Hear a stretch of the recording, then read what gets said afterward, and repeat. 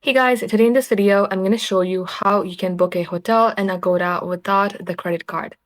So first thing first, head over to your browser and type in agoda.com. Get logged into your account and then select the check-in date, the checkout date, and children if any, and then search.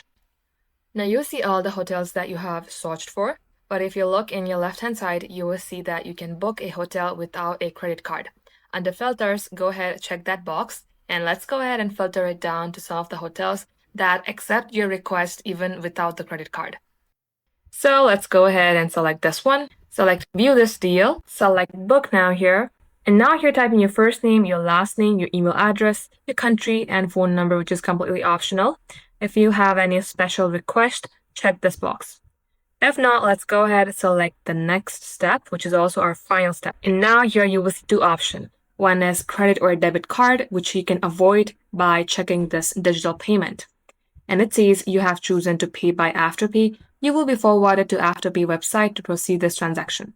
So let's go ahead and select pay with Afterpay. And this is how you can book a hotel by Afterpay or anything or other than the debit card or credit card itself.